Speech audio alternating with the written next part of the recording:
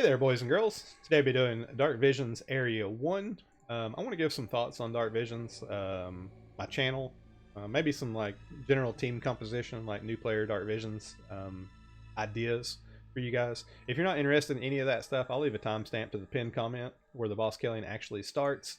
But I just want to kind of talk about my channel, Dark Visions, and FFBE in general. Most of you who know me well know that I don't like Dark Visions. I don't like Dark Visions because I think the metric of success is like, can you beat it, not how hard can you beat something.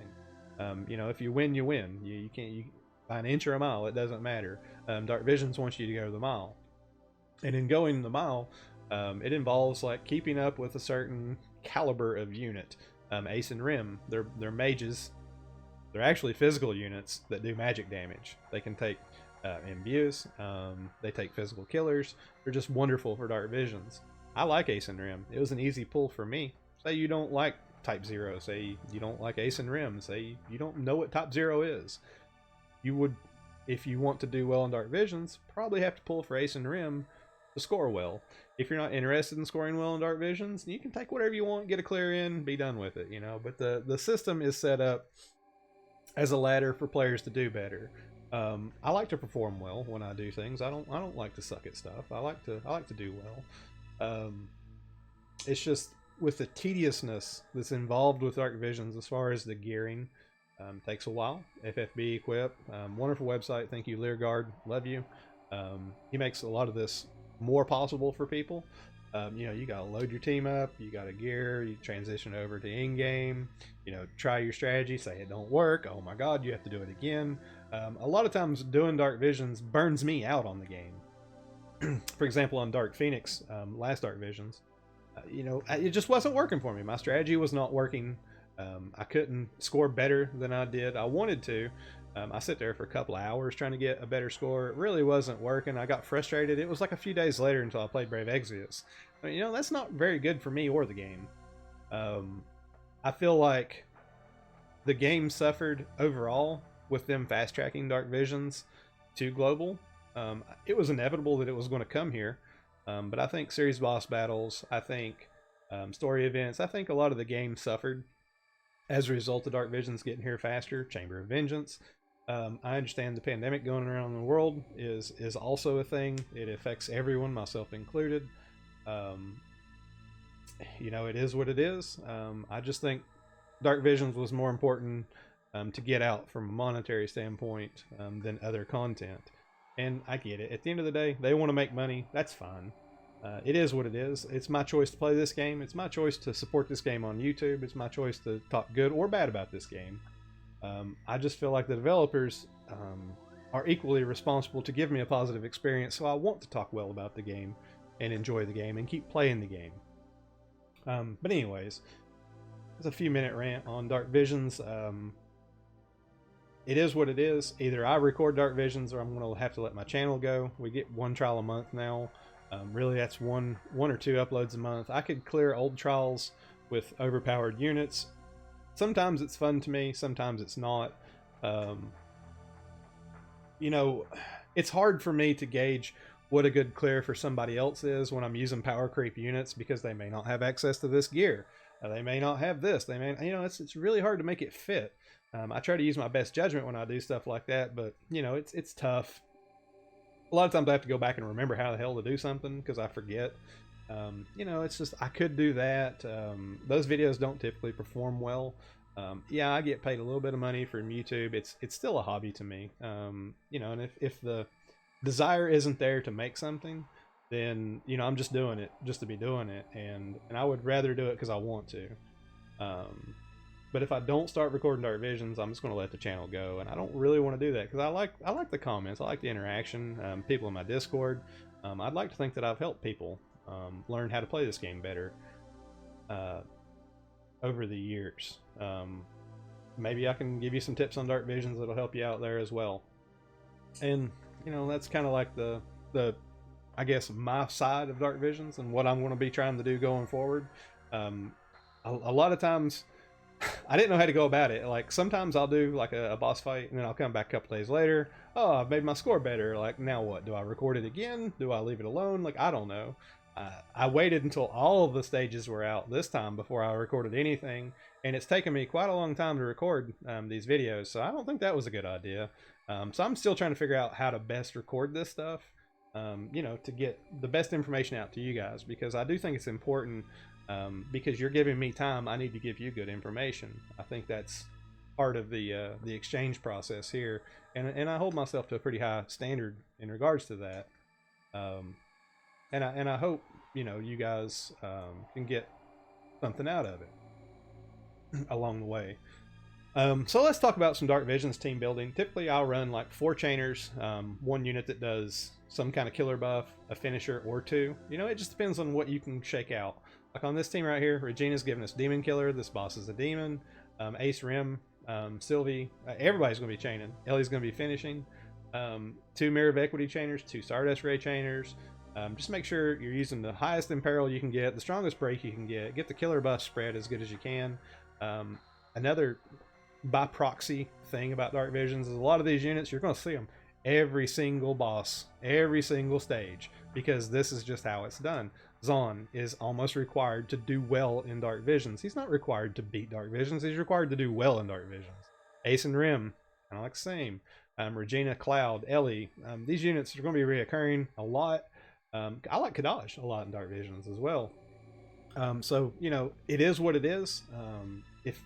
If my team doesn't help you out, maybe the idea behind the team can help you out. I'm going to be using all the gear that I can. Not going to put any restrictions on that. The goal is to do well with this, so I want to do well. I know Sinzar typically will record like a just beat it type strategy rather than a max damage type strategy, which is really nice. Always make sure you're checking his channel out. He does really great work with this game.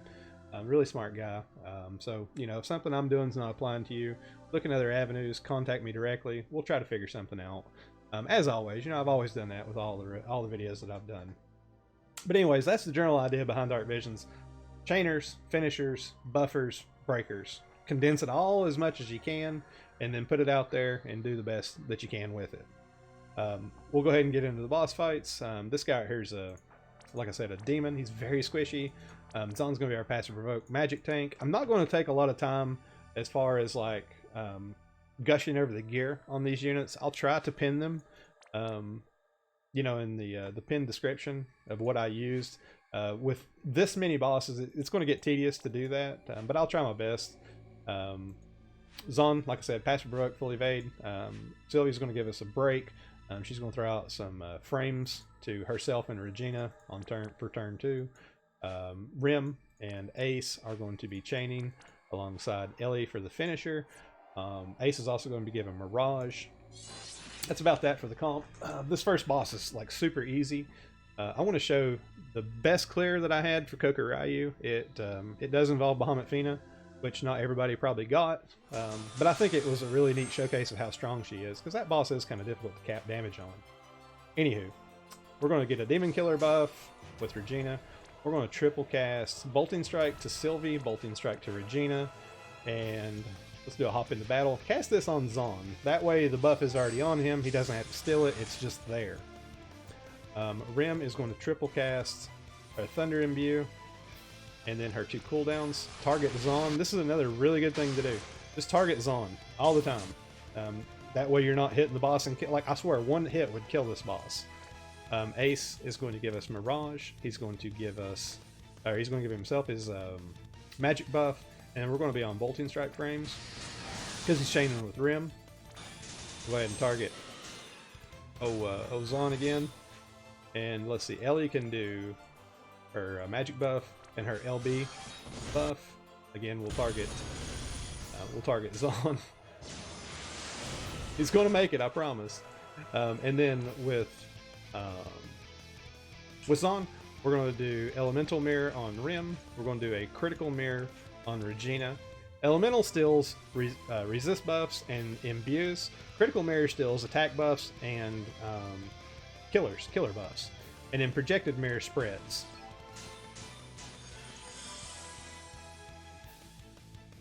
Alright, we'll see some water attacks. There'll be one water AoE that goes out. We're going to Mirage that.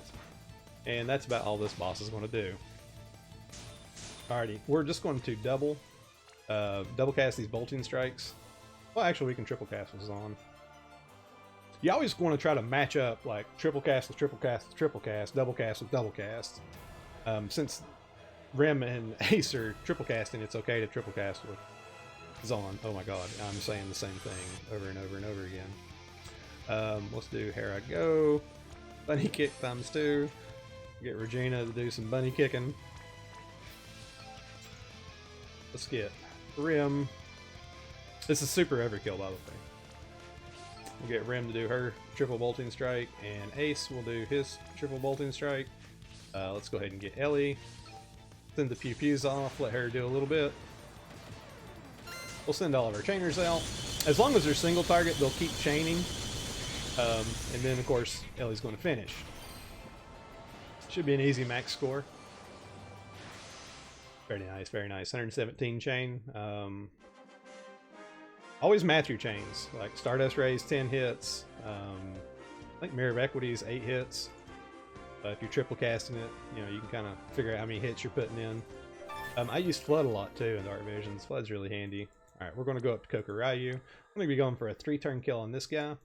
I'm going to be taking a win team. It's a lot less RNG. I do need to get the... This. It was test. No, it was, I clicked the wrong one.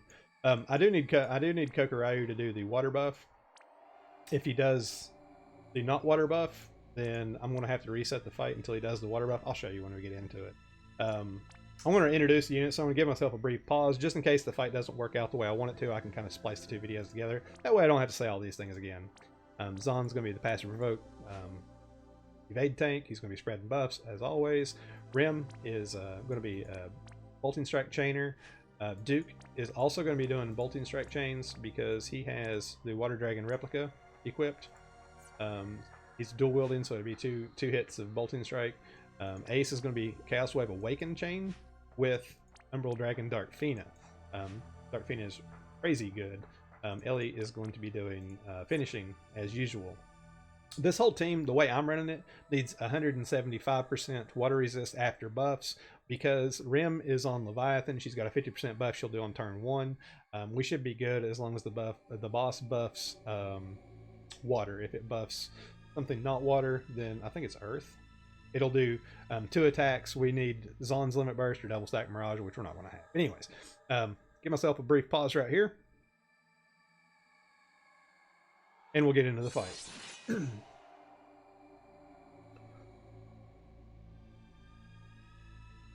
The original way I did this, I had to go through these buffs twice, so I was twice as likely to fail. We'll get Duke ready to jump into the air. Rim is going to do a water resist buff. Ace is, you always need Ace to give at least 1 tick of Mirage, so we'll do support hand. We'll go ahead and get his cooldown activated. Oh, buttons. Triple. Support hand for the Mirage. Attack buff, or magic buff. And then I want to do Burst Plus. It's Chaos Wave Awakened. The reason I'm doing that is because I'm chaining Ace with Fina. And then I'm chaining Zon and Rim together. So 2 Bolting Strike, 2 Chaos Wave Awakened chains. We're going to go ahead and target Zon. That way we don't inadvertently kill the boss. And then Fina is going to buff herself and give us a resist buff.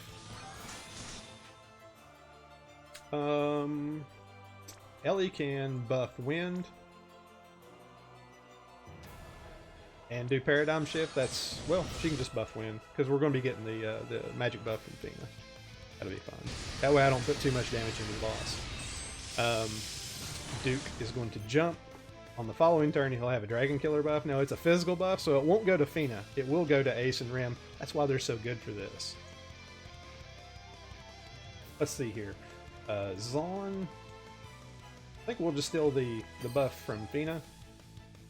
Yeah, we'll just steal the magic buff from Fina.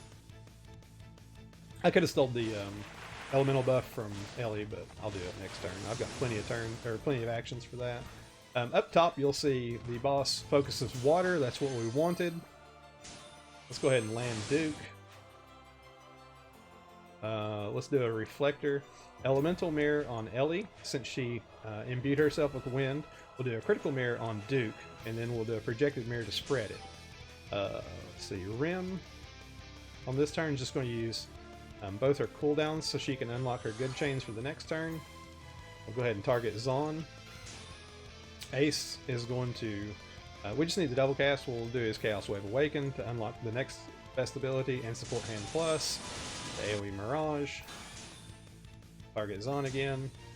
Fina can just LB, so she gets that huge Earth Imperil out, and then Ellie can just use her cooldown to give her max limit burst. And then we'll spread everything around with Zon. So now we got Dragon Killer out on everybody. We've got the wind in view out on all of our units. Primarily take water attacks here, and then we needed the 1 stack of Mirage to immune all the damage. We're gonna be going for a kill on this turn. My god, my throat. I have been talking forever. Alright, let's do triple bolting strike. Oh my goodness. Come on, buttons. Just let me get through this one time. Rim will be doing triple bolting strike as well. Flying Dagger Plus. Let's jump all the way down here and get Duke to do Rising Tide. And then Ace will do triple Chaos Wave Awakened. Fina will do triple Chaos Wave Awakened. This is her wind nuke, really powerful wind to nuke, and then just her generic wind spell twice. We'll send Ellie off, let the pew pews get going. Pew pew. We'll send all of our chainers out. Should have a really big chain for Ellie to finish off here. Very nice, very nice. Should be an easy damage cap. I know this is with you know, the latest and greatest damage unit. I just thought it was really cool that Fina could pop that off in 3 turns. So there we go. I mean, this video is a little bit longer because of the monologue and all those things. The rest of the videos will be as short as possible. You know, I don't waste too much of your time. Thank you guys for watching. I hope you guys have a lot of luck in Dark Visions. Again, I'll be looking at how I should upload these videos as we go forward with this. Hope you guys have a wonderful rest of the week. Toodaloo.